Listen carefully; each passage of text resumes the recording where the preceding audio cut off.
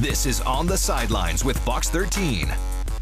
Welcome into the On the Sidelines podcast. I'm your host, Ethan McReynolds, with my partner in crime, as always, D-Jack Dante Jackson. I'm back from a little first trip overseas in my entire life over to Europe, Barcelona, Spain. D-Jack, thank you for holding it down. Yes. I thought you did incredible over in this seat. I was gone, and the Sounders went and just won themselves a chip. How about that? Yes. Another championship under head coach Brian Schmetzer. You know what? If it's a theme about this podcast, is D-Jack loves the Stars, and we want championships. And guess what? The Sounders delivered. We'll talk about it later. Yeah, absolutely. We're going to have Niko Moreno coming onto the show. One of our favorite guests. He will be here later in person as well. So catch us on video, YouTube, and the Fox Local app as well. The Seahawks ramping up for week one. We are under a week away from the NFL regular season starting. Actually, the time of this recording, just 2 days. Thursday Night Football, Eagles, Cowboys. It's going to be incredible. The Seahawks with a very important game against the nasty San Francisco 49ers. Some call them overrated. I call them overrated. Dante, they have the top 5 players rated in Madden in the entire division. They won 6 games last year. What's up with that? You know what? Injuries decimated that team last season. Let's keep it real. 49ers are a formidable opponent. They do come in with the top 4, at least, offensive players. You have George Kittle, Brock Purdy, Christian McCaffrey, and you got your left tackle in Trent Williams. Those are the top 4 players on offense, better than anybody I see in this division. The Seahawks, for sure, doesn't have anybody to compare to those 4. But I think as far as the Seahawks, the sum is greater. Greater than its parts here. So I expect the Seahawks to win week one. Definitely. This is a sneaky important game for the Seahawks, right? A division opponent right off the bat, week one. What do you see happening? I mean, man, it's gonna be tough, and we're gonna dive into the breakdown later. But I mean, if you lose here, it's tough in that division race. The 49ers have the easiest schedule in all of football, and then after their bye week in week 11, the Niners don't play another team that had a winning record from last season until the Seahawks in the final week of the regular season in week 18. So they're going to be on a roll. Yeah. I mean, I don't have the schedule in front of me, but you go down that list. They're going to face zero resistance in that second half of the year, and you're going to be playing them while they're rolling on all cylinders. So you need to get that win against them right here in week one and get the regular season started off on a high note. Now, what do you hope to see from the Seahawks, though, as far as coming out with the new offensive coordinator and Clint Kubiak? The defense is much heralded, but they haven't done anything yet. They were a middling defense last season. Everybody expecting them to make that jump. What do you hope to see happen? Well, from the defense specifically, I want to first see that they're able to continue their play against the running game. Ernest Jones came in last year, replacing Tyrell. They replaced their linebackers and Dodson and Jerome Baker, and it was a crazy upgrade. I mean, completely turned their season around on the defensive side of the ball. You want to see that continue. They kept 6 wide receivers on the roster. They kept 4 tight ends. That comes out of the expense of the defensive line room. So they're a little bit thinner at that position along the line of scrimmage. They're keeping more edge guys, but you got to be able to stop the run up the middle. Starts with Leonard Williams, starts with Jaron Reed, starts with Byron Murphy. So that's what I'm going to be looking for on the defense side of the ball. Offensively, is this offensive line for real? I mean, I came on here on the podcast after that second preseason game against the Chiefs, and I proclaimed in my overreaction of the week, I said the Seahawks will win the division. Just with how that offensive line looked, Gray Zabel looks like the real deal. I'm really excited to see what he's able to do, and I'm excited to see, you mentioned all those players the Niners have. Nick Bosa's not a scrub either on the defensive side of the ball. Him against Abe Lucas. Is Abe Lucas truly healthy? Are we going to see a different Abe Lucas than we've seen the last couple of years? I'm looking all signs, for that offensive line for how this entire season is going to go. You know what? I'm not concerned about the offensive line. Wow. I think this offensive line has grown together. They went through their lumps, and this is the year that they break out. Definitely. I am concerned, however, with the linebacker core. Okay. We love Ernest Jones. He's the quarterback of the defense, but after that, you have Tyrese Knight and he's been hurt all preseason. We haven't seen him. Then I think you have Drake Thomas behind him. So it's a lot of unproven players behind Ernest Jones in that linebacker core. And like you talked about on the defensive line, I think that's too thin. If you win the game in the trenches, if it's all about the trenches, the offensive line and the defensive line, why would you only carry 3 big men? I mean, and then Mike Morris on top of that as a fourth. And he's light, he's a light in weight as far as a defensive tackle or interior defensive lineman. You have Reed, you have Murphy, and you have Leonard Williams. And after that, the depth is, I don't know where it's come from. So if one of those players go down, and I hope not, I don't want to speak that into existence, but you need players behind them. I know you had Hankins, I believe. I don't know if he made the squad, but maybe they pick him up later. But right now, they're too thin on the defensive line for my liking. Yeah, absolutely. So we're going to be diving into a Seahawks-Niners preview. We'll give you an update on the Mariners. They can't win on the road. I don't know what's going on. We're gonna talk more about that. The Huskies football, they win big over Colorado State. Maybe not as dominant as some people would have liked. But the offense, a lot of good things that you like to see with Damon Williams and Jonah Coleman. The Cougs scraping by Idaho. Yes. A last-second field goal to beat Idaho. The Vandals. Alyssa Charleston-Smith smiling somewhere with her Vandals. And then I want to talk to you about the quarterback situation over at Wazoo, because it's a really interesting thing that they're doing. Jimmy Rogers over there, the head coach. So we will get into that, and then the Storm and their playoff hopes. I got a lot of feelings on this Storm team. I wasn't able to talk about it with you and Austin last week, but I've got a lot of things to say, I feel like, with the Storm. Definitely, and I think the Storm, they are 5-7 in their last, they won 5 out of their last 7. You thought things were looking up. They were starting to hit their stride, and then they go and lose last night to the LA Sparks. The team that's chasing them in the playoffs. Exactly, and the Sparks have beaten them twice in like the last, I believe, 2 weeks. They're 1-3 against the Sparks. Very important games. So the Storm, I don't know what's wrong with the Storm right now.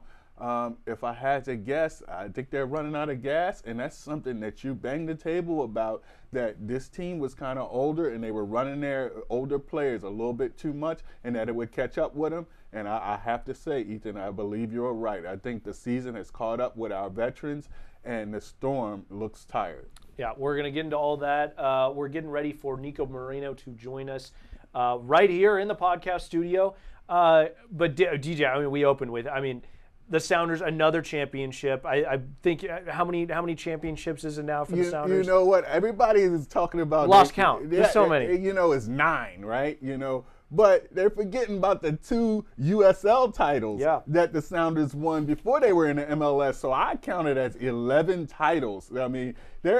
Seattle is now title town, all right? And the Sounders have made it that way. And like I talked about in the open, DJ just love the championships, and I love your stars, And the Sounders have delivered on both of those, and a lot of those stars are homegrown. Absolutely. Well, and they've needed every single one of those homegrown players, not just the stars, but also the depth pieces.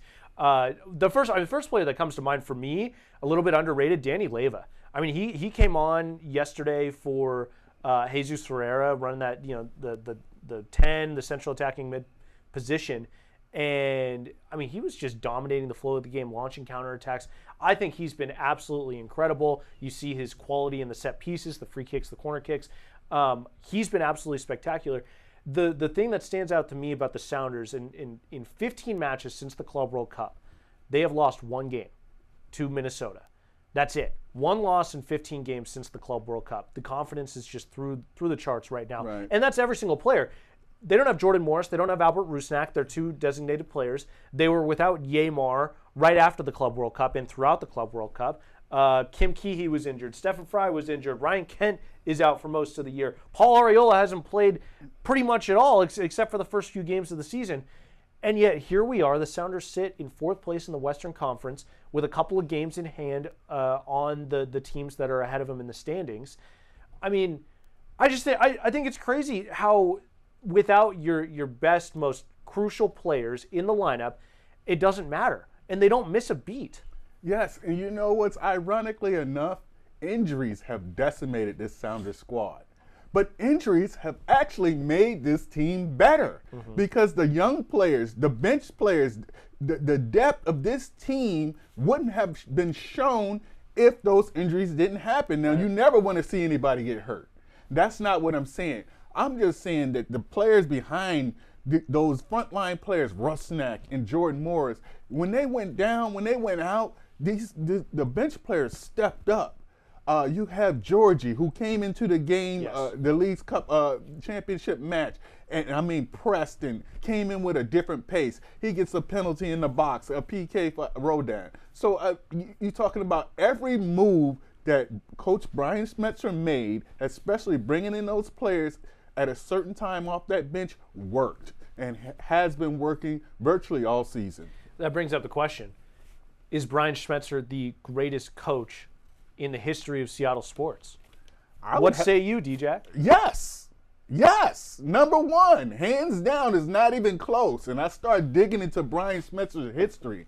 Did you know the Sounders, he's been a part of every championship the Sounders have ever had. And that's 11. He was head coach in the USL, 2 championships. He was assistant coach with the Sounders when they won their earlier ones. He took over mid-season, went to the finals 4 out of the 5, his first 5 years, and won 2 of them. He's brought international success to the Sounders, to the Seattle, the Pacific Northwest. This guy has been amazing. His resume is unmatched. I don't know one coach in the U.S. that's better than his. I mean, I'll put his resume up against anybody. That's any coach in any sport. Brian Schmetzer has brought championships to the Pacific Northwest. He is the best coach ever in this area. Well, he's the only coach in America. The Sounders are the only team to win CONCACAF championship. Yes. That win alone, and then you see he's doing it domestically in the MLS. He's winning now 1 League's Cup. I think the U.S. Open Cup, the only one that's eluded him as a head coach. But he was the top assistant for Siggy Schmid when they won those trophies. Saying. So I mean, yeah, I don't think there's really a debate. I feel like the only argument is to just take away from the level of where American soccer is compared to the rest of the world, which maybe there's something to that. I don't really know. I just can't give that too much weight. No. When you look at how much the league has grown and how much Brian Schmetzer has done within all the competitions that he's competed in, and then you look at the Club World Cup and how close this team was to beating a Botafogo, the champions of Brazil. Yes. They were keeping up with PSG just down 1-0 at the half. And yeah, they didn't win those games, but those are the best teams in the entire world. Right. And Brian Schmetzer has these guys ready to compete with the best in the entire world. From a worldview, ask Messi, ask Suarez. Yes. Ask them if the Sounders are ready international. They can compete with anybody. They've shown it in these international competitions, the League Cup, the CONCACAF Championship. They have shown they are ready. They're ready to take that next step. I can't wait to see this team in the next 4 or 5 years when they compete internationally. I feel like a championship, a major one, is on its way, and the way they're doing it. I was thinking about it. I said, who do I compare this team to? I compare them kind of to an Everton. If you was talking about over in Europe, in the football over there, they did it their way. Everton always did it the Everton way. They developed their players. They had young players. They did it more of a team way. That's the way the Sounders are doing it, which makes it so impressive. Now, I was critical of the Sounders' approach to begin in the season. I said, I want stars. Go get them. Well, I didn't know. Hey, they had them here. They just needed to develop. And I love the direction of this program and the way they develop their young players. They let them play. They bring them up slowly, and next thing you know, they explode. I mean, who saw this coming out of Danny Musovski? And we know Asaze was a great, prospect, but we didn't know he could put the ball in the back of the net like that. I mean, you got Obed Vargas, one of the best players. Europe wanted him. Yep. I love the direction of this program. I like the approach of the coach. The Sounders, champions. What more can you say? Well, we do have more to say because Niko Moreno is going to be joining us in studio. Let's go over our conversation with him. All right, we're back here on the sidelines with our special guest for today's episode, one of our favorite guests on the podcast, Mr. Niko Moreno of Sounder at Heart and Pulso Sports. Niko, where do you even start? What a game. Beating Inter Miami at home in front of the home fans, 3-0. Messi would look pretty normal, I would say. Mortal. Mortal, yeah. He had sort of the one, would you call that a sitter? It was a sitter. The fans get under his skin. Yes. What did you? First of all, what did you see from how the Sounders defended against Messi and how they were able to make him look a little bit more mortal? I just think that they were up to the moment. I think that they played with a chip on their shoulder. I think that Brian Smetzer did a phenomenal job all week, just setting it up so the pressure was on Messi and it was on Rodrigo De Paul and it was on Javier Mascherano. And I'm sure he did that on the field, on the training field, and just on the messaging, because when the team started that game, the intensity level was there, and it's something that they have been able to carry actually throughout this entire tournament, where they were by far the best team in Leagues Cup. They were unbeaten. They were a team that got on the front foot consistently, that was extremely effective in possession, and they did that right off the bat. So for me, the way they defended was Seattle Sounders ball. That's the principles and the concepts that we've seen this team through Club World Cup and after Club World Cup just take another step. It's almost as if everybody on the group is reading and singing and dancing at the same beat. It's something that I gotta say, I have never seen a Sounders team that presses as effectively as the Sounders are pressing now. I think that the collective play in midfield, the two pivots, the way that they work together, Obed and Christian Roldan, was huge against Lionel Messi, because they just took all his channels of connections away from him, right? And that was the game plan, right? They needed to make sure that to make Messi look normal, you don't want him on the ball. You need somebody pressing him consistently. You need somebody that it doesn't matter where he picks up the ball, there's got to be a point of reference. Sometimes it was Pedro, nice and high early. Then if he passed that line of confrontation, then it was Obed. Then it was Reed. It was a collective effort in a way that I just have not seen, right? For me, the team knew that this chance and this moment was unique, and they played at that level. They completely outperformed talent, right? That they knew that they were going into a game where you had legends on the other side of the field. You had a team that, by way of just money, had put together almost an all-star team. Yep. And the way for the Seattle Sounders to win was for them to play their game. And they did it to the best of their ability. So to me, it was just intensity, it was effort, it was hunger, and it was Brian Smetzer ball. Yes, and you talk about a total team effort. You named a lot of players. This was a total team win from the front to the back, even the bench coming in. But a question I had for you, since you were there last night, describe that atmosphere, because I actually give the crowd an assist when Messi missed that shot, that point-blank shot, because I think he wanted to shut the crowd up. They booed every time he came in. They booed every time he touched the ball. He came near the ball, they booed him. Talk about that atmosphere in that record crowd of, 69,314 fans. There's no better fans in the world than right here in the Pacific Northwest. Talk about that atmosphere. Yeah, look, it was unbelievable. And, there was those questions of, will the Messi factor change things, right? Because he's such a globalized name, right? And everywhere he goes in MLS, it seems like there's these huge sections of Inter Miami fans or just regular Messi fans, right? Because you did see Argentine jerseys, you saw Barcelona jerseys, but the Sounder fans' presence was unreal. I mean, every single time that Messi got the ball, and I was happy to see this because, look, I don't condone like negative, like somebody being belligerent against the other team, because that's not here nor there. Right. But there was pressure. He'd get the ball and they're yelling at him. They're saying, hey, get over here. And everybody's trying to like get in his head. So the atmosphere from the very beginning as I'm walking into the stadium was unreal. The march to the game was great. But as soon as that initial whistle went off, I feel like the urgency from the fans was really felt, right?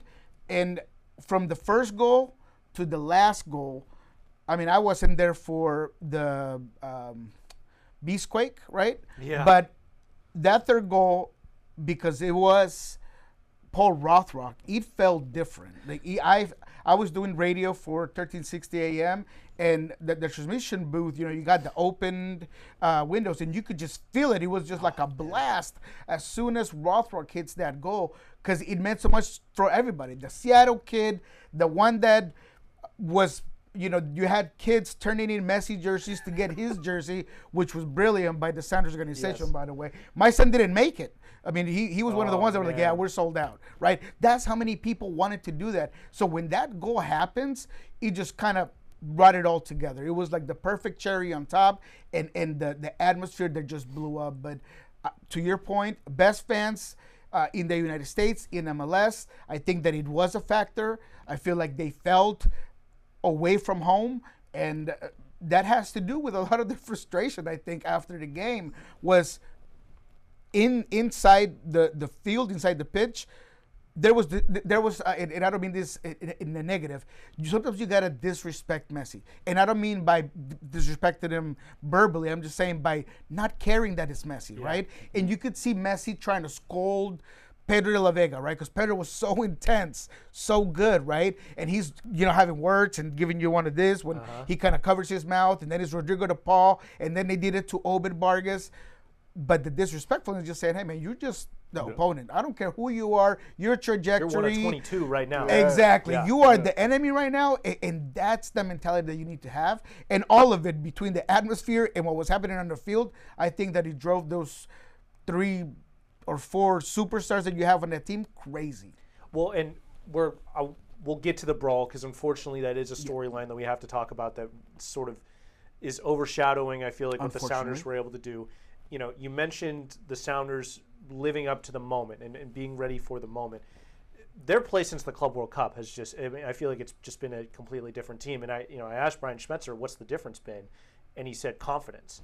Mm-hmm. And, I didn't really think it would be something so abstract. I thought it was, like the maybe, chemistry, people feel more comfortable with each other, or tactics, like attacking wise and their press and going up against maybe a better opponent sort of helps to see what that level is, and tactically they can take. No, it's just confidence. It's just them knowing that they can compete with the best teams in the world. And so then you line up in the field, the other side is Lionel Messi, the greatest player to ever live, and it's, they've already done it against PSG and Atletico Madrid.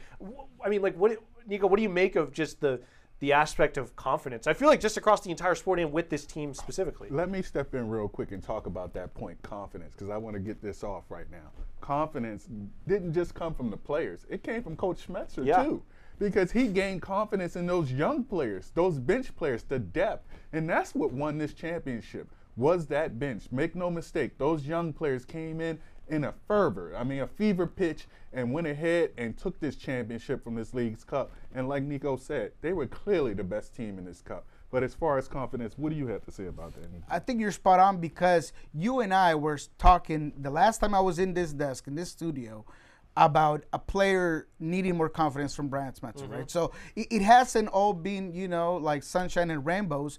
Brian's had to go through some real tough charted waters across the year, and he might give you just confidence, but I feel like I know that in Brian's head there is a level of, look, he had to get this team adapted, right? You started seeing Jesus Ferreira, right? He comes in, you try to play him up top, you try to play him here, you try to play him there, you finally get a position for him.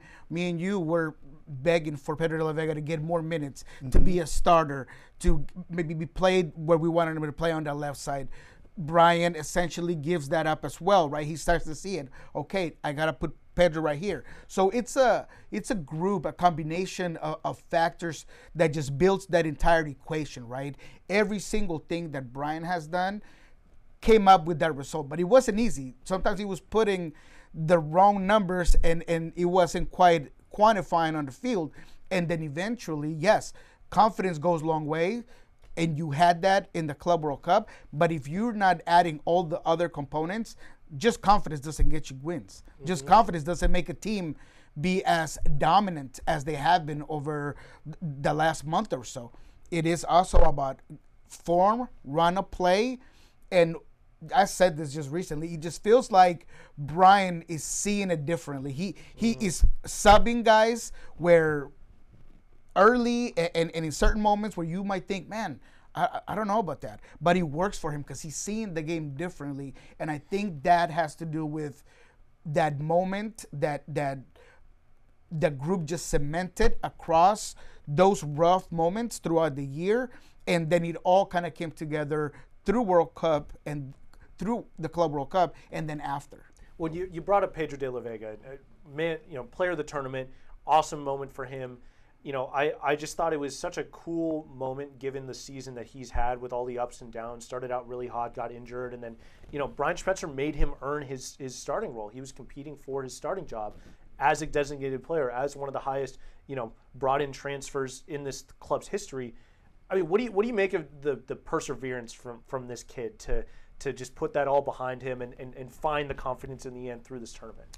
It's huge, right? And it's not easy for you to go from a place where you were the man, where it was all about you being this basically golden child coming out of Lanús. The effort, the triggers for pressing, the read of the game to anticipate and cut off angles. There are things about Pedro that weren't necessarily what we heard in the scout report coming in. It was about his explosiveness and acceleration, him being an X factor, a finisher, a creative player.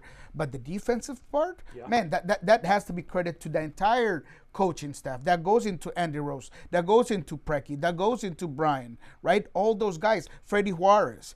And that's one thing that I do have to make sure that I give the entire staff some credit. Because look, this year, in this game against Messi, you had 8 main players off, right? Including Seven Fry, who, is back, but Andrew Thomas is the main guy for this tournament, right? But Jordan, Albert, Ryan Kent, Paul Arriola, all these players that were supposed to be part of your roster, heavy producers, they were not there.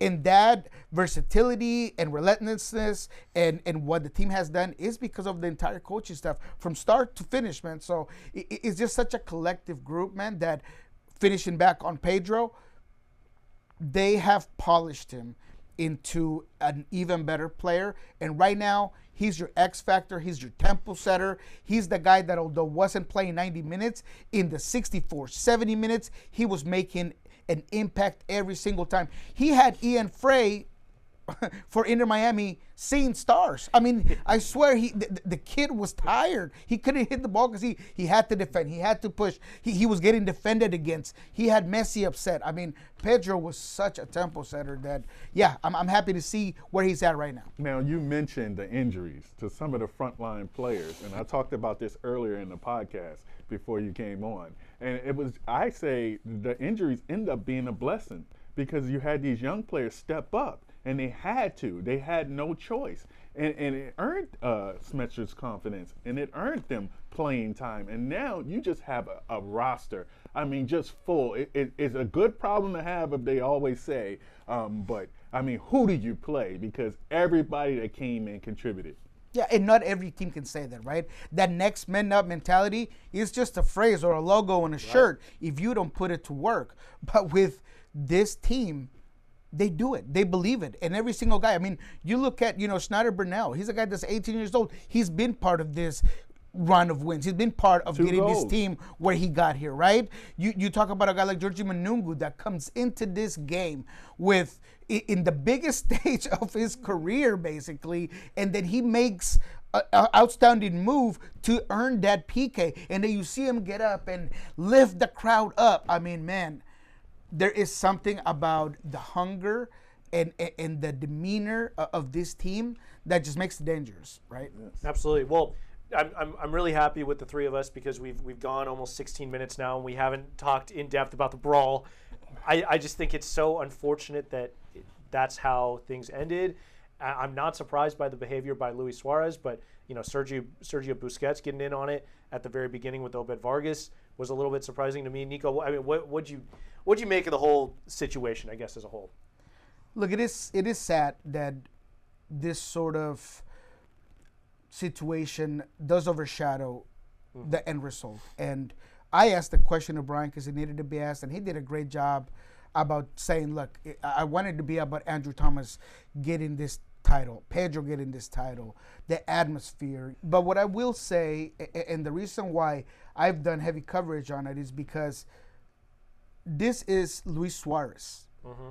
This is not new. This is not something that's odd. And I can say it with you guys. To me, he is like what Charlie Murphy used to call Rick James. He's a perpetual line stepper. And he's used to doing this and not be, not have any repercussions beyond just a couple of games. And that's his persona. Look, he's been suspended before for biting somebody, punching somebody, racial slurs, going at it with fans. I mean, his career is full of these things. So I need to highlight that so it doesn't go unseen. Because it is wrong that you are coming at an elderly member of the staff and you're not just spitting, but if it's not because there's somebody else trying to push him off, because you don't see that part in that video, but there's somebody pushing him off because he keeps coming at Gene. And I don't care what he said. Javier Mascherano talked about, between the punch by Busquets that starts the whole thing on Obed Vargas to the spitting on the face. Mascherano talked about sometimes there's a reaction to inaction. Yeah. I don't care what that is. You're a grown man. Mm-hmm. You are a professional. This is your job. You think that if it was the other way around, if Gene or, I don't know, Alex Caulfield or somebody that's just an employee was to spit on Suarez, they wouldn't be fired? Oh, so what are his consequences? What's Inter Miami ready to do to make sure that they say this is not okay by our organization? Because I feel like everybody's taking the wrong angle on this, where we're waiting for MLS to take over or Leagues Cup. What's going to be the suspension? How about Inter Miami? How about the direct employer of that person? I mean, I understand that MLS is their employer, but as a club, you should be willing to say, look, you're going to be suspended by us. Mm-hmm. And that's what I want to see. But is a deplorable action. I think that Suarez is a great player, but needs a lot of improvement to just be a decent human being, because you don't do that. And Sergio Busquets, same way. He starts the brawl. He punches Obed Vargas. And to everybody that is on the comment section saying, well, he barely punched him. I don't care the force of the punch. It was a closed fist to the chin. Sergio Busquets needs to be also suspended, and he needs to feel the consequences. Yes, I mean, you're talking about the ultimate disrespect. You can't do anything worse, right? You spit on somebody. The punch, that's physical. I get that, okay? But to spit on somebody, that's the ultimate disrespect. And right then and there, you have to fight. At least that's the way I was brought up. Yeah. I mean, you gotta stand up for yourself. You have to fight if you're the Sounders. So, I mean, in Miami, Sounders won the League Cup and they won the fight. All right. So we're going to leave it at that. Yeah, but let me add one last thing. I have to say that I was impressed by the composure of the Sounder players, because if you look at the entire brawl, and man, have we all seen it, the Sounder players are trying to either hold or push off or take off. They're not engaging. It would have been very easy for Obi to get up and swing back, or for Yeimar Gomez Andrade to see somebody grabbing him and just go at him. This did not go a malice in the palace because of the composure of the Sounders. If it's a real brawl, people are coming off the stands. Yes. If you see punches on both sides, it's just throwing gasoline into the fire. So I praise the Sounders players for having composure. Well, and really, and specifically, I want to shout out Obed Vargas, 20-year-old. You know, and Busquets sort of, you know, throws the match to the gasoline and lights the whole thing up with the you know, the swipe it at Obed's chin. But before that, you've got Luis Suarez putting Obed in the headlock. A 20-year-old Luis Suarez is 38, and he's, you know, and we talked about Luis Suarez's character and everything, but I mean. And then the maturity for Obed Vargas to just say, hey, get off of me, and, you know, not react, not turn this into the malice at the palace. A 20-year-old, I mean, a world-class talent being treated like that, and he's like, you know what, I'm going to celebrate with my teammates. This is about us. This is not about you guys. What are you doing? We just played a soccer match. We competed. Like, it doesn't have to be more than that. So shout out Obed Vargas for keeping his head about him, for as young as he is in that situation, because I feel like a lot of other 20-year-olds would, you know, see it as an opportunity to just like go at it and just let loose. Yes, and I feel like Inter Miami's frustrations, you know, came from the Sounders not bowing down to their talent, to the name. You know, the Messis and the Suarez. They didn't bow down. They antagonized them all game in the right way, and Vargas was the linchpin in that. You know, so those guys need to pay respect to this young player because he showed his mettle and he showed his maturity.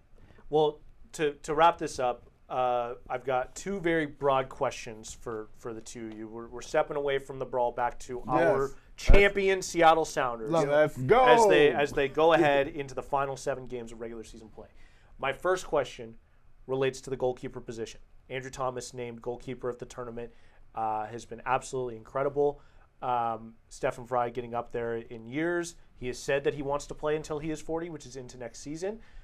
My question is, who should be the Sounders' starting goalkeeper the rest of the season, and what does Stefan Frei's future look like with the club? Nico, I'll start with you. For me, it's got to be Steph, and simply as a way to show the appreciation for what he's done for this franchise. He has not done anything to not to lose his job, right? So Thomas is making it very hard, but I feel like it's still Stefan Frei's until he plays his way out of it, and that hasn't happened. Leadership, distribution, there are things that he still has over Andrew Thomas, and there's nothing wrong with having a dual package when it comes to those two.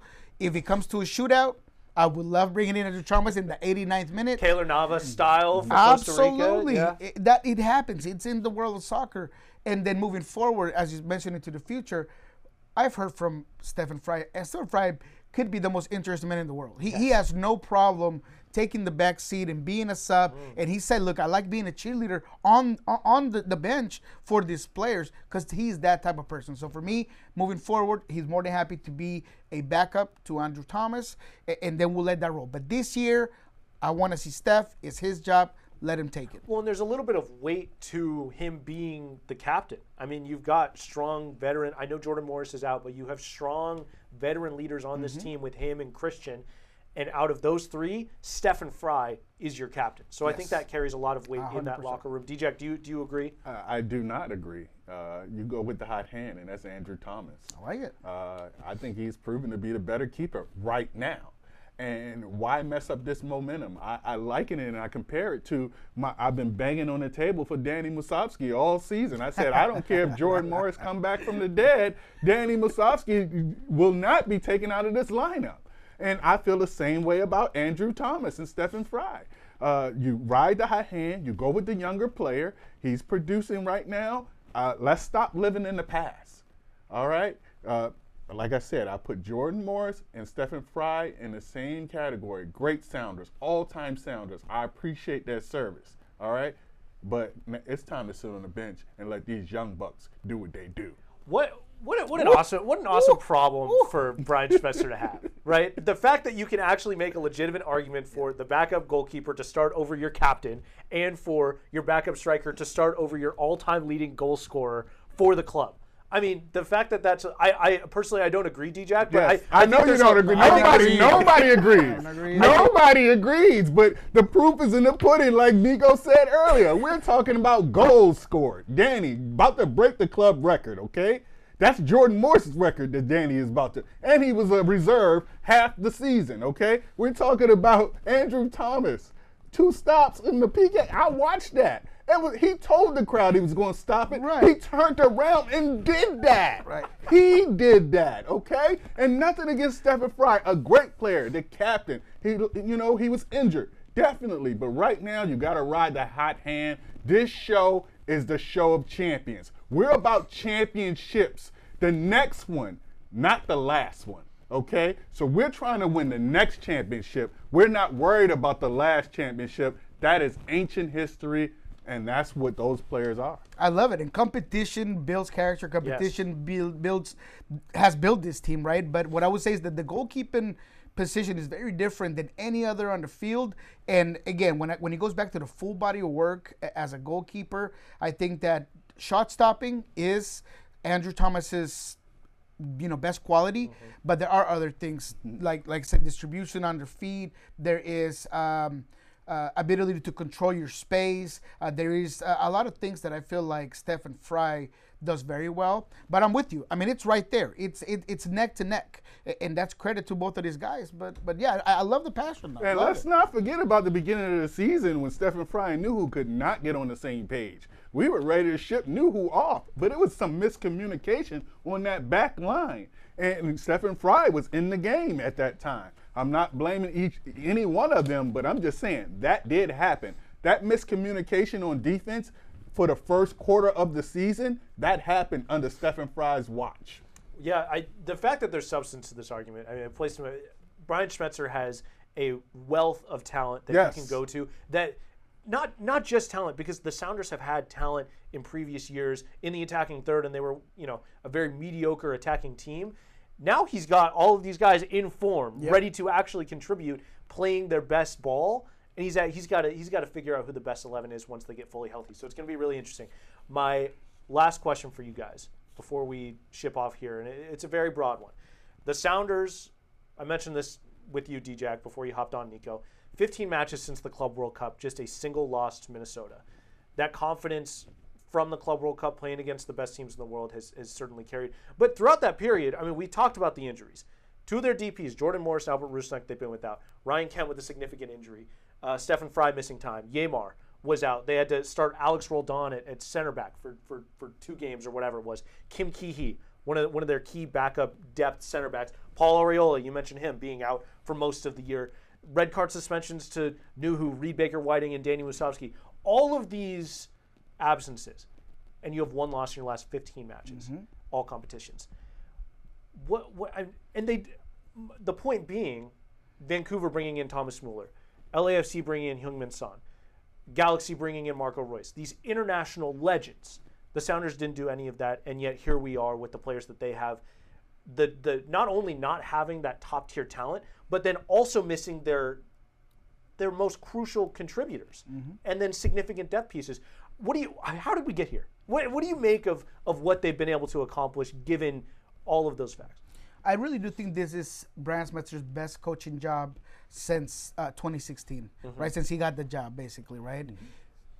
And a lot of it has to do with from the beginning of the year through halfway through the year, there was a lot of effort going into making this team better offensively because it was very stale the year before. And that was something that they really wanted to change. They were doing and thinking about doing a 3-man back line, pushing with wing backs. There was a whole bunch of things. But what this coaching staff has done well is just understand slowly and month through month and match through match and injury through injury what each player does best. And now they have completely figured it out. So we knew that this team was very talented.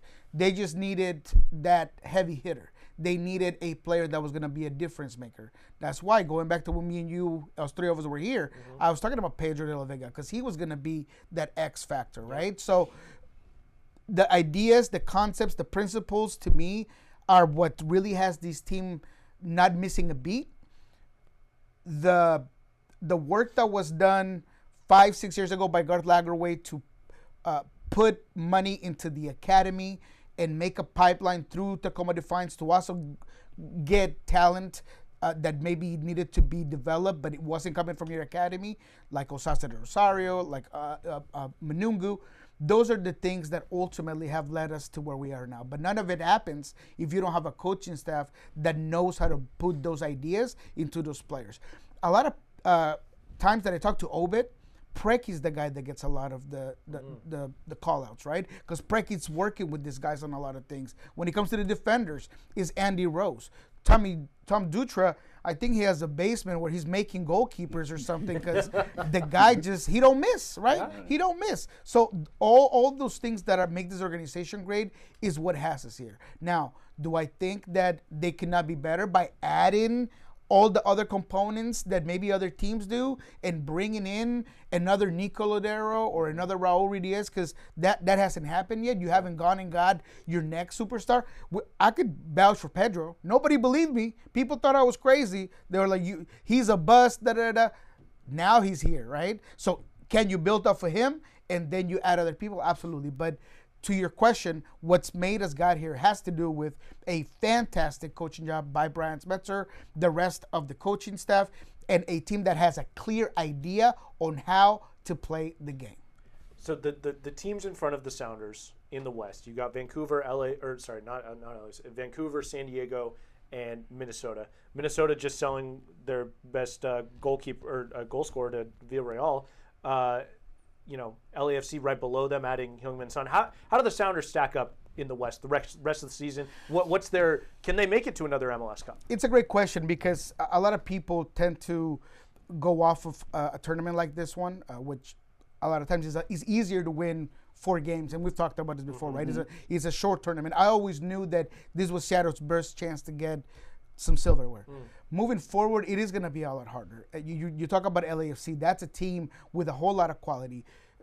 Can Seattle limit those players? Absolutely. Do they have a chance to win MLS Cup? Are they a contender? Yes, but it's not going to be as easy as this tournament. And what I mean by easy is just there's a lot of I always say that soccer is not linear because it's so circumstantial. All it needs to happen moving forward is an injury to the wrong player. Yeah. Let's just go to Christian Roldan. Christian Roldan is the one player that Seattle cannot lose at all. There's nobody that does Christian Roldan stuff. Nobody.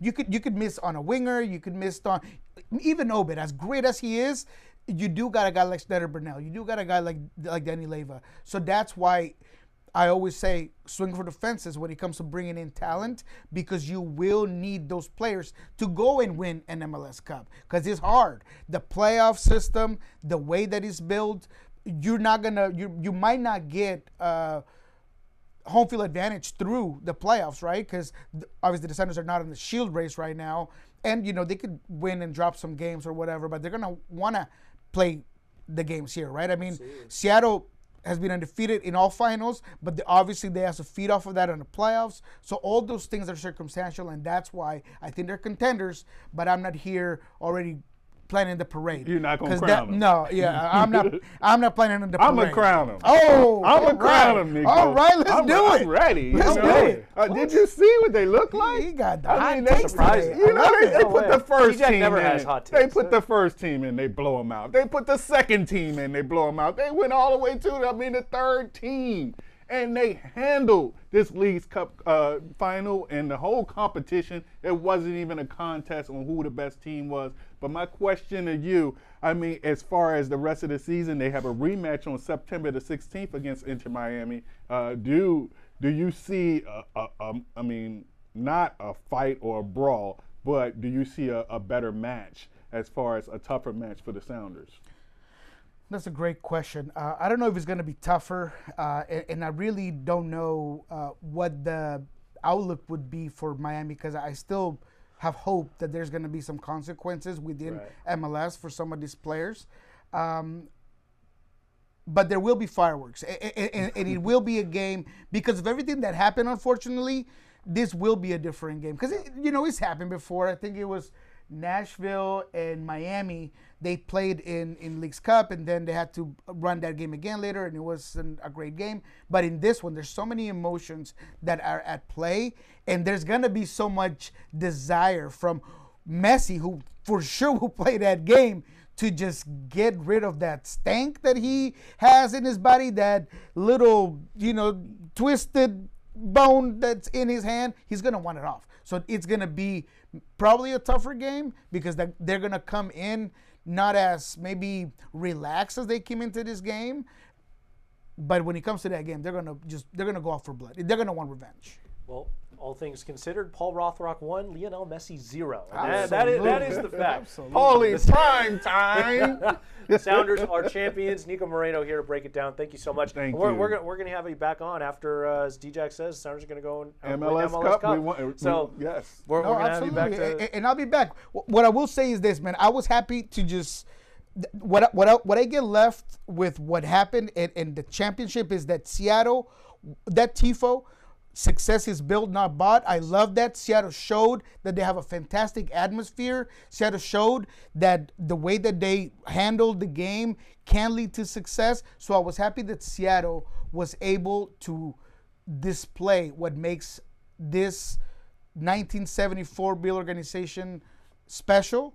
And that's out there for everyone to see. They did it on a global stage. They did it against the best. So that's what I'm left with, away from all the madness that happened. To me, that's the storyline, and I'm happy that it was told here in Seattle. What about overall the message that the MLS sent by having the Final Four in the Leagues Cup and the Sounders winning that title? I mean, the MLS showed the world that this is the league to be dealt with.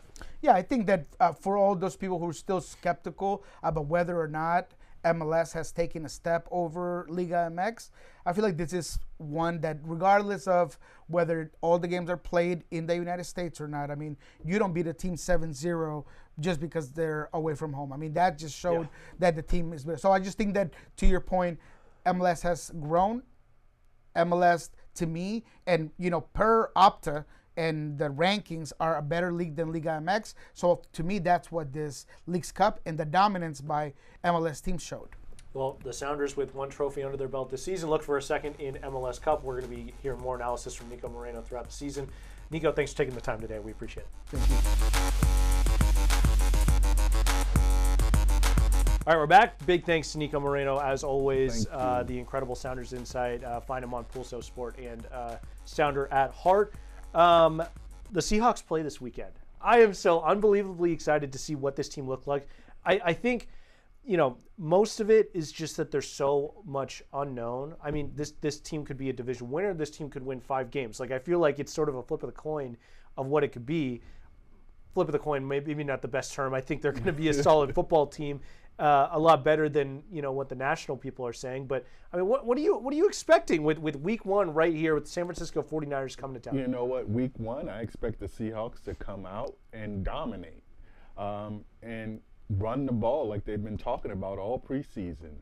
You change a lot of your personnel. You've changed coaches, and you said, hey, we want to become a physical team. We want to dominate the line of scrimmage, and we want to run the ball and then play action and use Sam Darnold in that fashion. So that's what I expect to see. I expect the Seahawks to beat the San Francisco 49ers in week 1. Definitely, and they will be the division leaders coming right out of the gate. It's crazy. It's crazy how big of a. I mean, right out of the gate, you've got one of the bigger division games of the entire season. Yes. Maybe. Yes. I mean, if the San Francisco 49ers are able to bounce back with all the talent they have on their roster from being a 6-win team a season ago, I mean, this team could be a Super Bowl contender potentially. And we'll see. I've got my doubts on Brock Purdy and what he can do without Brandon Ayuk and Deebo Samuel in the fold, and Christian McCaffrey's made of glass. As he really single-handedly sunk my fantasy football season last year. No. But he was on the Niners, so I was he like, still whatever. has George Kittle though. He does have George Kittle. He has George Kittle. He's, Ricky Pearsall is sort of unproven. There's so many pieces around Brock Purdy that are sort of unproven. Does he scare you? I mean, coming in here to Lumen Field? There is nothing about the San Francisco 49ers scare me this season. You have an aging team and a team that's hurt. They just got back like 6 players yesterday. So I doubt those players are ready. I'm not counting on it. I expect them to be ready, but I wouldn't doubt. I mean, I would doubt they're just being fit to play. So with that being said, I'm not scared of this year's 49ers. I think the Seahawks overtake this rivalry and this division. Well, and you sort of have the parallel with the Mariners and the Astros. It feels like this year over others, the Niners are the most vulnerable they've ever been. And I know they won 6 games last season, but coming into, nobody expected them to be as bad as they were last season, and the injuries definitely played its part. Even a fully healthy Niners squad this season, I feel like they're the most vulnerable they've been in half a decade. Right. I feel really confident in the Seahawks' ability, and maybe I'm just drinking the Kool-Aid too much on this offensive line a little bit. My overreaction of the week maybe is gone a little bit too far, but I really think this offensive line. Am I just gonna sit here next week and I'm just gonna be thinking about how much big of an idiot I am for falling for it again? No, I think this offensive line is ready to go. You have 3rd and 4th year young players that should be ready to contribute. You have your top draft pick in Gray Zabel, who I believe is the real deal. Charles Cross is a solid left tackle. Definitely, if Abe Lucas can keep his health, and by all accounts he's healthy this season, I think this offensive line is ready to go, definitely. And also it's about the scheme also. You're not being asked to drop back and pass protect 40 times a game like some of the Seahawks in the past. You're asked to go forward and move men. And I think that's what this offensive line, like a right guard in Anthony Bradford, can do very well. So I like this offensive line. I think they're ready to peak, definitely. And I feel confident in the Seahawks prospects this season, definitely. Yeah, I just think back to all the evidence, all of the evidence, the last 10 seasons. Yes. Oh, we think the offensive line's going to turn it around. Well, even a broke clock is right twice a day. So. Well, I hope Sunday is one of those times of day. Yeah, it's gonna be a really fun game against the Niners here at Lumen Field. We're gonna be ready for that, and we're gonna be breaking it down next week. As always, let's stick with football. We'll get to the Mariners in a bit. The Huskies opening the season against Colorado State, a 38-21 win. A big win. I was sort of expecting them to be a little bit more dominant, but on the offensive side of the ball, at least, they looked incredible. I feel like the one thing last season was the offensive line really was not up to snuff. And Jed Fish coming in first season as head coach, he lost his entire offensive line to the portal.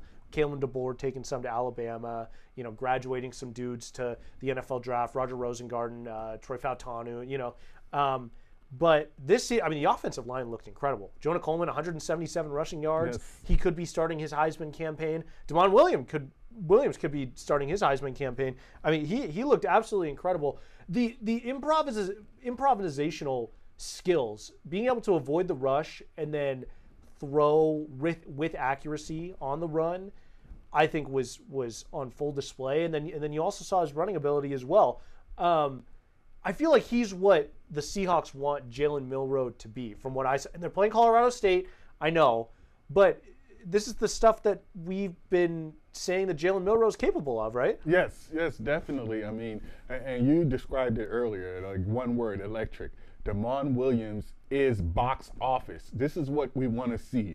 Entertainment. The guy, he can throw, he can run. Now, in the Big Ten, they have a lot of talent. Yes. Definitely. I would say the Huskies right now have the best backfield in the Big Ten with DeMond Williams and Jonah Coleman. Yeah. So if you start with those two and you can get this offensive line ready, I think the Huskies are looking good this season. I don't know if they compete for a championship. I don't know if their program is ready for that. I think you need to get bigger in the trenches, definitely. But right now, they can compete with this backfield in Williams and Coleman. They're going to be a lot more competitive this season than they were last year. They were undefeated at home, didn't win a single game on the road last year.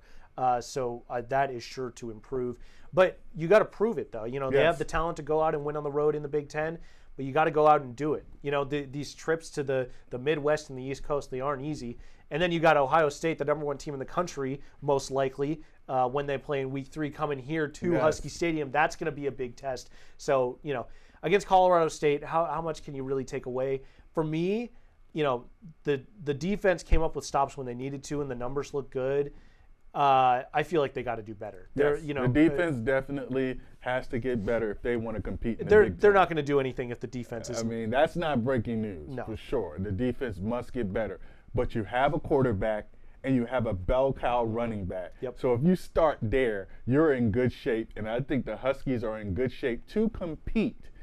Not for a championship, but at least be in the top tier of the Big Ten. That's what I expect this year, and I think Jedd Fisch in year 2, he'll make strides, and you'll see a better offensive team, and the defense should get better throughout the season. Colorado State, you only can play who's on your schedule, and we understand. We wanted to see a cleaner performance, a better performance, definitely. You wanted them to score 50 points on Colorado State, but sometimes it doesn't work out that way, and sometimes you don't want to show your hand.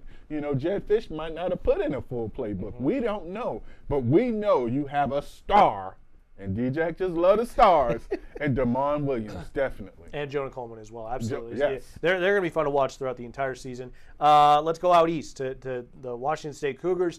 That's a tough one. They beat the Alyssa Charleston-Smith's Idaho Vandals 13-10 on a last-second field goal. They needed a last-second field goal to beat the Idaho Vandals at home. That's a tough game. That's a tough game. The interesting part of this, so I don't know if you were following this saga with the Cougs, but Jimmy Rogers refused to name a starting quarterback. It was a 4-way battle for quarterback throughout all training camp. Refused to name a starter until the pregame interview seconds before the game. Like on the television, on the CW, that was when he named his starting quarterback. In the stadium, when they were announcing starting lineups, they did not announce a starting quarterback. They waited until the very last second to reveal who would be starting, and it wasn't Zevi Eckhouse, the guy who took over for John Mateer last year in their bowl game and lit it up against Syracuse. Who I was listening to KJR, Ian Furness, former friend here at Fox, still our friend, obviously. But he's very involved with the Cougs. They spent a pretty dime to keep Zevi Eckhouse here in that Coug collective, and their funds are limited. Jimmy Rogers says, I don't care. He goes with Jackson Potter to start. And then in the third quarter, he goes to Julian Duggar for a series. Not Zevi Eckhouse. Zevi Eckhouse, QB3 on the depth chart. Right. I mean, you know what they say. If you have 4 quarterbacks, then you don't have one. Yeah. I don't know what this is about, gamesmanship, not naming the quarterback, but you didn't show confidence in that whole quarterback room. The fact that the announcers couldn't even, say their name, intro into the game, I mean, who does that? I don't think they gave it to anyone. And so you're not sure about your quarterback, Jimmy Rogers. I mean, that's obvious. That's Captain Obvious, definitely. So if you're not sure, then the team is not sure. You galvanize behind the leader of your squad, which should be the quarterback on the field. And Jimmy Rogers failed that. I do like the fact that Jimmy Rogers didn't just give the quarterback job to Zevi because they gave him NIL money and stuff like that. Like he actually let the competition play out and went with who he thought played the best. And that was Jackson Potter. And he hit the stat line, a solid game. 23 for 30, 208 yards and a touchdown, no turnovers, not bad. It's sort of the opposite for the Huskies from, just watching the highlights. I wasn't able to watch the games. The offensive line looked awful for the Cougs. The offensive line looked great for the Huskies. Defensively, the Huskies looked like they had some stuff that they could work on. The Cougs defense, I know it's against Idaho. You don't choose who you play, only giving up the 10 points. I mean, the defense was flying around. And Jimmy Rogers is former linebacker for South Dakota State, in the FCS.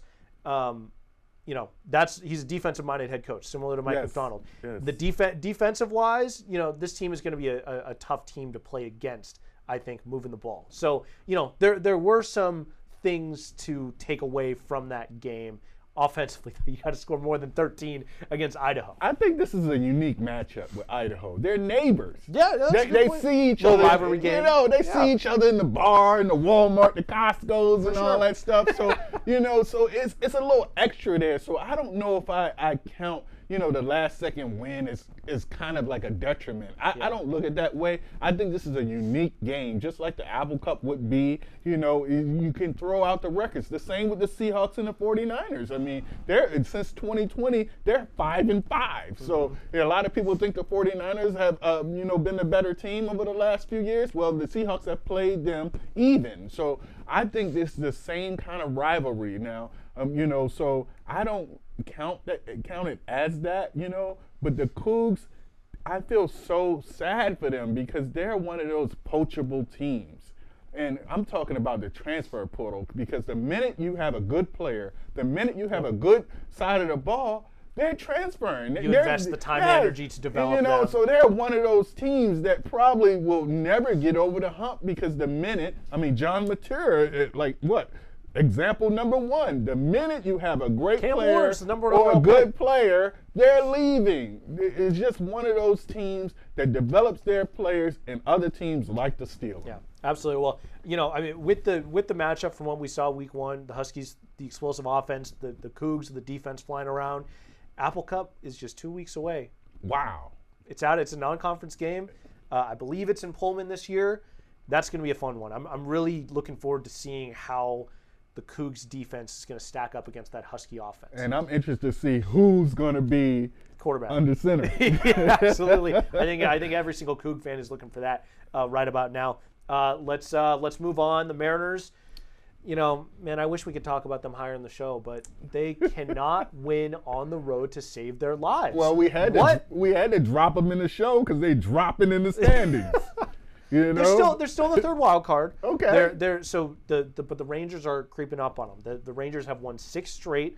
They're only a game and a half back of the Mariners. Now, the Mariners do have the tiebreaker. They won the season series, so it's really a 2.5 game lead technically.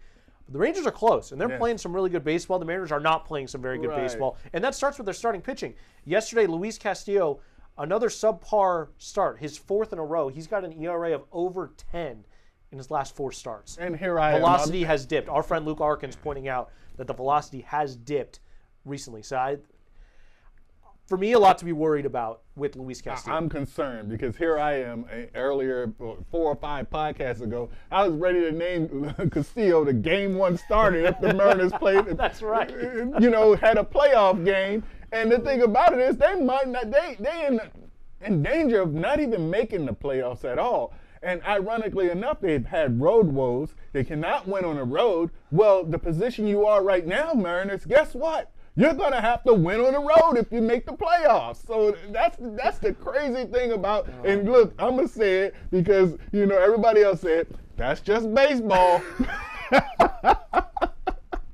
We should get on the sideline t-shirt with the that's just baseball, I guess, man. But, they can't win on the road, but the position they are in, they're going to have to win on the road. Yep. So the Mariners, they need to get it together. And you know what? We called out the front office all year long, all season, the first half of the season. We called out the front office, get them help. Why haven't you made this trade? Well, the front office did their job, and now it's up to the manager, Dan Wilson, and his players, and they have been disappointing. And the pitching has been most disappointing, definitely, which was supposedly the strong suit of this team, and the pitching has disappeared. Yeah, it's been the starting pitching has been pretty non-existent. Aside from some contributors, but you need contributions from all over. Yes. Let's look at their schedule the rest of the year. September starting. This is the crunch time right now. Yes. 24 games left, something like that. That's a tough one. That's a tough schedule. Right now you're wrapping up that series with the Rays. Hoping not to get swept there. That's where we're at with this team on the road. And then you got to go to the Braves. They have a bunch of talent. Home for the Cardinals and the Angels. Hopefully you can do some damage there at home against some subpar opponents. And then the final road trip of the year, this could be the season decider. You play the Royals, who are in that wild card mix, and then you got to go to Houston. You're 3 back at Houston right now. Hypothetically, you can still catch them if you sweep them, take 2 out of 3. You got to do some damage, but you got to do it on the road. Yes. You have to do it on the road. Then you end the season with the Rockies, okay, whatever. The final 3 games of the year at home against the Dodgers. The Los Angeles Dodgers, Shohei Ohtani, Freddie Freeman, Mookie Betts, and the crew. the wrecking crew. Well, hopefully they don't have anything to play for by then. They're still going to be playing though. Yes. I mean, it's just baseball. Like you don't take games off. Like that's just not how it works in baseball. You know what I mean? No. Like it's not. No it's days not, off. It's not week 18 of the regular season where the starting quarterback doesn't play. Like these guys still play. Okay. You know, like that. You don't give guys 3 games off entering the regular or entering the postseason. You know, so. The only silver lining here is that they get the matchup head-to-head with the Houston Astros. Yes. And hopefully they can keep pace so when they do go head-to-head, those games will be meaningful. Mm-hmm. Now, a lot of people have given this team excuses, and I don't want to give them any excuses. They say they might be tired, you know, especially like, you know, Raleigh. Who's not tired right Cal now? Raleigh and J.P. Crawford, who both have played almost every game this season. Mm-hmm. Now, I would say more than physically, I would believe they're mentally tired because they have been in a race all season long. Even when they had the lead, it was only a few games. They've been behind the Houston Astros 2 or 3 games, it seems like forever, and can just never get over the hump. So they've been in a race virtually the whole season long. No days off, no easy games, no rest. No, take a deep breath. The Mariners have been in a race all season long, and I think they're mentally tired. Yeah, there's something that comes to. I mean, they call it the dog days of August for a reason. The Mariners did not have the best August, aside from that start right after the trade deadline. You know, hopefully they catch their breath for this September run. You got some more off days mixed in there, so hopefully that plays a factor. But who's not fatigued right now? You sort of just got to work through that. That's part of being a professional, right? And that Astro series right now, the season series is tied. So that Astro series on the road, because that's significant now, I guess, with where this team is playing, that decides who gets the tiebreaker in the division. So there really could not be more writing on that series. And today is the day. It starts today. And guess who they have on the mound? The Mariners have Brian Wu. So he's the stopper. Yes. He usually stops a bad streak. Yep. And hopefully we can take a good start from Brian Wu and run with it and hit this stride for the rest of the season. Before we move on, I almost forgot. Harry Ford getting the call up. Yes. That's your guy. You've been screaming for this for a while. Yes. It's something that we all wanted to see. Yeah. You know, in the Mariners, now they have 3 catchers. They can go ahead and pinch hit for Mitch Garver, like when Cal Raleigh is DHing. Great point. And all that. So, and they carried 3 catchers last season also. So I like the move. I want him to contribute. I don't want him to just be up here for a look or a reward for having a great season in AAA. No, Harry Ford, you need to get out that bat and contribute. We need it right now. He's going to have limited opportunities. He's going to have to do the most with those. But yeah, we're excited to see him play. Let's move on. Our final topic of the day before we wrap up this lengthy episode today, the Seattle Storm. Yes. My Storm. They were playing well. They were playing well, and then they lost yesterday to the Los Angeles Sparks in what might have been one of the more important games of the entire season. Because if you would have won that game, you would have split the season series, and then the tiebreaker, goes to the other things, and you sort of have some control there. Now you don't have the tiebreaker to the LA Sparks, and guess who's chasing directly below you in the playoff chase? By the way, the Storm owned the last playoff spot. It's the LA Sparks in that 9th seed. If the Storm only have 2 games left in the regular season, they play the New York Liberty and they play the Golden State Valkyries. The Sparks have 5 games left in the regular season. I don't know how the schedule played out like that. If the Sparks win out their last 5 games, they will leap the Storm in the standings. No matter what the Storm do in these last 2 games, it doesn't matter, right? Because they have the tiebreaker. So you've now put yourself in a position where playoffs are looking likely, but, technically speaking, you don't have control of your own destiny. Yes. You can win these last 2 games, and if the teams in front of you in the Fever and the Valkyries take care of business, and the Sparks need to win out. They played Atlanta twice, but Atlanta's already clinched spot. It would be tough for them to do that. But they theoretically could. This Storm team is not of the talent level to be a 500 middling team without control of their own destiny to get into the playoffs. Yes. That is not where this team is at. No. 3 All-Stars, Dominique Malonga, one of the more promising players in the league, on your roster. What the you know what? You make the move for Sykes. You bring her in. Brittany Sykes. You know, Talisa Ray was with the podcast earlier in the season and said that this is a championship squad. She put a great squad together, and I concur.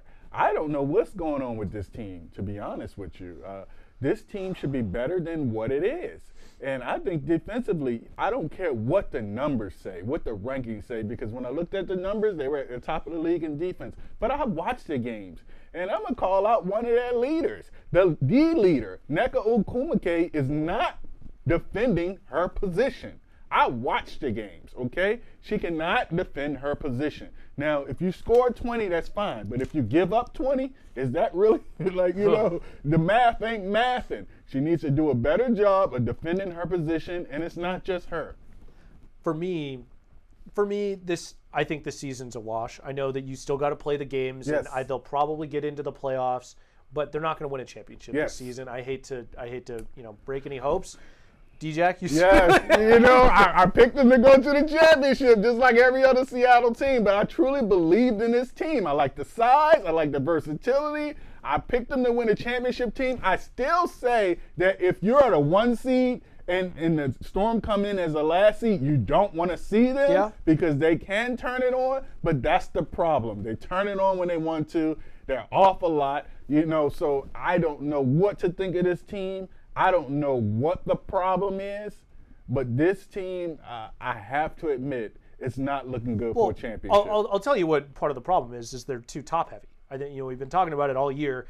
I think the injury to Jordan Horston was single-handedly the biggest moment of this entire season, and I think it's signed, sealed, and their destiny. I just don't, losing that depth piece, But it's nothing you can do about injuries. You gotta keep it moving.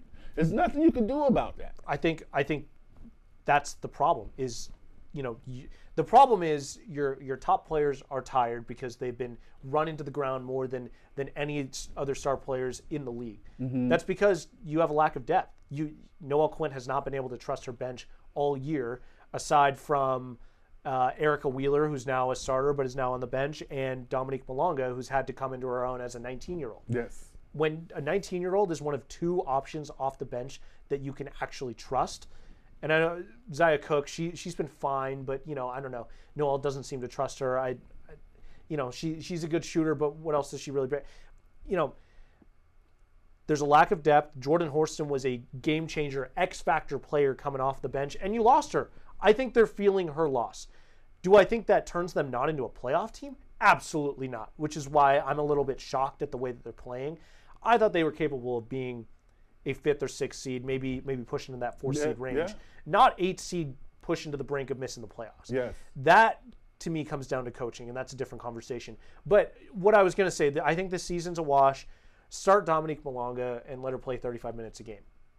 I mean, just throw her into the fire. What do you have to lose? Who is she starting over? Ezzy. Start her over Ezzy. Okay. Right. I haven't seen enough from Ezzy this season. Go and start her over Ezzy. There's no reason to only be playing Dominique Malonga 14 minutes a game like she played against the LA Sparks. Zero reason. With what she's shown in the second half, the 4 straight games in double figures, the pulling in all the rebounds. I think she's got 7 straight games with at least a block, most of them multi-block games. Go and let her play. Go and let her experience this league. How do you learn? You experience things and you fail. But first you got to experience things. Like, go out and let her play. That's my one hope for the rest of this Storm season is go out, make the playoffs, secure your spot, and then let Dominique Malonga play. Let her cook. Let her cook. Let Dom cook. Let Dom cook. You got anything else for me? No, I don't. I mean, I love your take on that, and I feel great about it. But the thing about Magbagor is I think she's a sensitive player. I think that Storm stunted her growth in her 2nd or 3rd year when they brought in Candace Dupree and put her in the starting lineup over a young Magbagor, who I felt like was emerging at that time. She hasn't been the same since. Now you draft a Malonga basically in her position. So I think it's a little bit of psyche there also. But I expect the Storm to make the playoffs and make a run. I don't know if the championship is in their cards. Now, what I'm disappointed about is them letting the Golden State Valkyries leapfrog them. I don't care how good of an organization it is. They are. But the Storm need to realize that they are a gold standard in the WNBA. We don't even know what kind of and play like organization it. the Valkyries are. They're the first team.